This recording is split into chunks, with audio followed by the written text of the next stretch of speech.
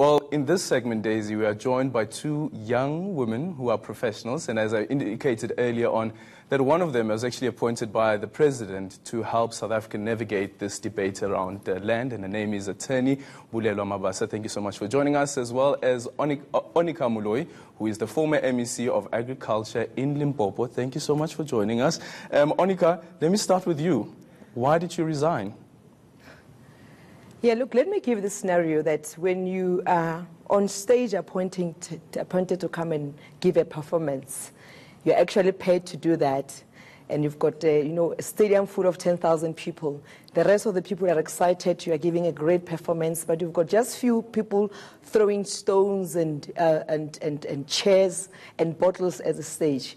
For a while, you could just sustain it and continue giving the performance of your life because other people are enjoying the performance. But you look around, and actually no one is bothered by the fact that stones are thrown at you. There's a point that you just feel like, why am I even doing this performance anyway? Let me just get off the stage because it's not worth it. Who are the people who are throwing the stones? I can just say this, that there are a lot of members within the organization, the ANC. And I think that is something that we need to continue to discuss it and engage within the organization. That would continuously put women, young women specifically, under pressure. And that is what we always dubbed as, patriarchy being entrenched everywhere in the sectors, but especially within the organization, where men feel like women cannot, have independent views. Women cannot, be out there and speak, and their views must always be outsourced or sponsored. So when you are that kind of a woman, when you are that type of a woman, you always face, pressure from outside. And unfortunately, it happens to be pressure from men and women alike. And it is just a sad case if it happens in the organization, like our own organization. Bulelwa, and I guess that's the thing, right? It's not only the men, but it's also the role that the women play. Look, I think it's important for us to understand that if in society you find people that are victims of patriarchy that internalize that patriarchy, even as women. So the fact that you reside and you are in a female body does not necessarily in itself mean that you are for the cause of females. So it's quite possible, and we see examples of that you have females that are actually agents of patriarchy as well, given the fact that they've internalized the patriarchy and then they become almost like agents or promoters of it. And the role that men should be playing? Look, I believe that for a man in any sector of society, whether it's in politics or in professions, it's important that we have men who feel that they're comfortable in their own skin, that they are equals to women, that they are not kind of feeling fearful around a powerful woman or a woman that is, got her own mind. And I feel like that's kind of difficult in our society because the gender roles have almost come to be reshaped completely, differently from what we have known to be traditional roles. And a lot of men seem to battle with where to find their space in society. Onicca, when it comes to politics, and this is something that has always fascinated me, is how the female body becomes a political tool. We've seen whether it is the Kwezi rape case, whether it is what has currently happened in the ANC right now, with the spokespersons facing these allegations, is that although these allegations may have taken place or these allegations stand there, however, though, the women are then used as political tools to advance an agenda by some other people, whether the allegations are true or not.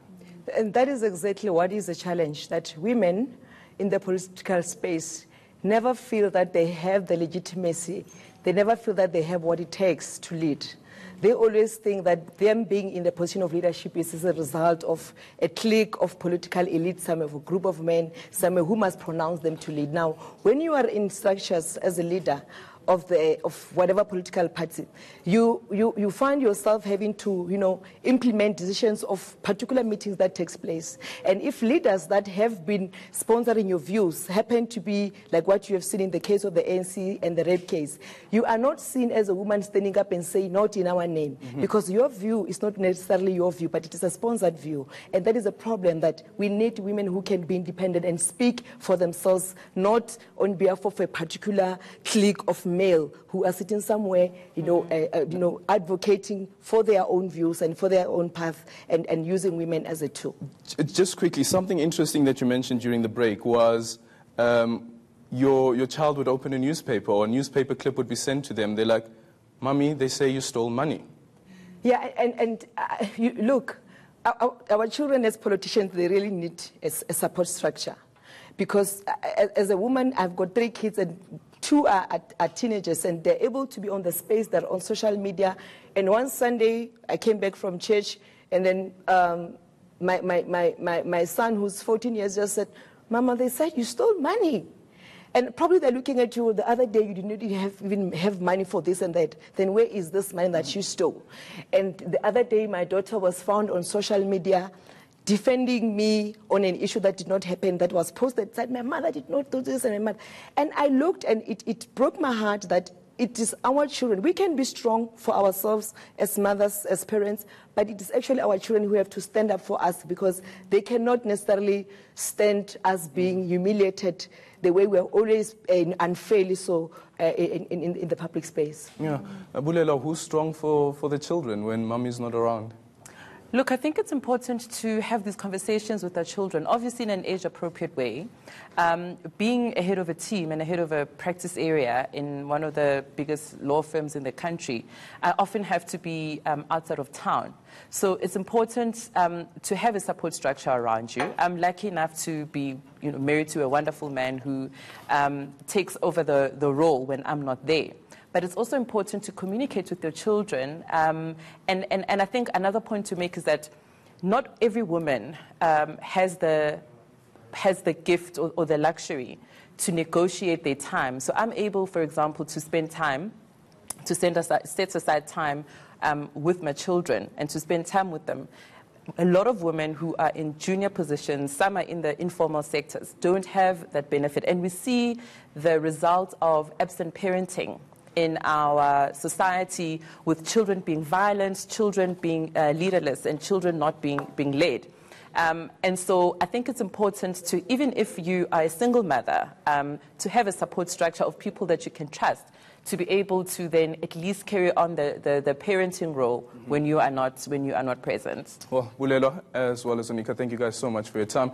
Interesting, actually, I was saying that I had a discussion with some guy when we were flying to the Northern Cape, and he was saying that what's happening in Sweden is that you find that a lot of companies, especially small companies, are not hiring women because they feel that women will be absent for the longest of time, especially during that period of their pregnancy. Thank you guys so much for this discussion.